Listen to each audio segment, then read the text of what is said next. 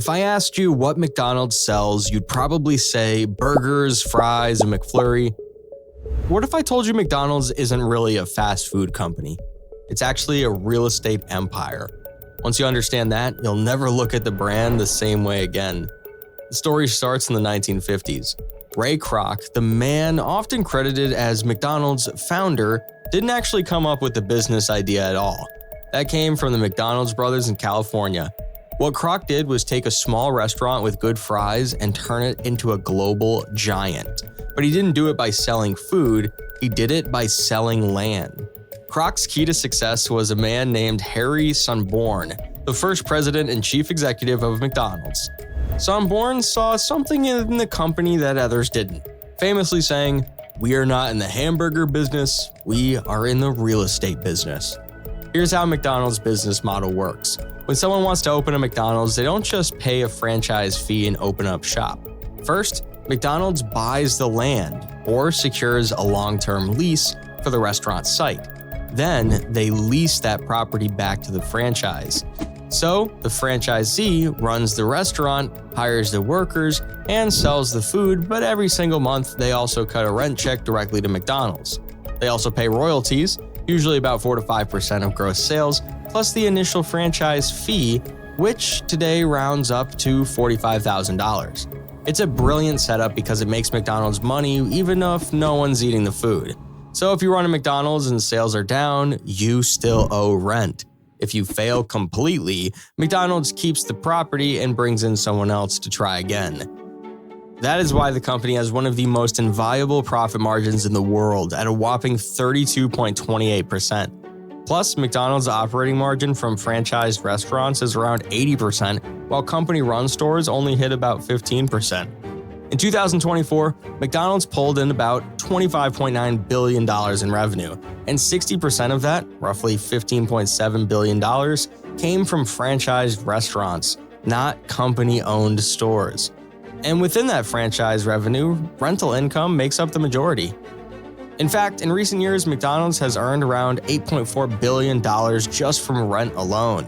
That's 35 to 40% of its entire revenue stream. To put it another way, McDonald's franchisees are the company's real customers. It's no wonder McDonald's owns or at least controls tens of thousands of commercial plots in prime locations around the world. This model doesn't just make McDonald's insanely profitable, but it also protects them from the chaos and instability of the food business. Food cost fluctuations, labor shortages, changes in consumer preferences, none of that affects McDonald's, at least not as much as other fast food chains. Even if a franchise underperforms, McDonald's keeps the land and leases it to the next operator. Every time a franchise agreement, which is usually 20 years long, comes to an end, McDonald's still controls the property. As a result, McDonald's is able to scale endlessly. By franchising, they don't need to manage every store themselves. Instead, franchisees take on the risk and the labor while McDonald's just provides the brand and the property. That's why today about 95% of McDonald's 43,000 plus restaurants worldwide are run by franchisees. This model also gives McDonald's a unique kind of power. If a franchisee doesn't live up to a company's standards, McDonald's can terminate the lease. Yes, not just the franchise agreement, but the lease itself. That means they can take back the store whenever they want, find a new operator, and keep the revenue flowing. Here's the part that will really blow your mind. If McDonald's shuts down the burger business tomorrow, it could still survive as one of the largest commercial landlords in the world. That means it could stop selling its own product and still bring in billions every year. Because the real money comes from the location, and McDonald's doesn't buy land randomly.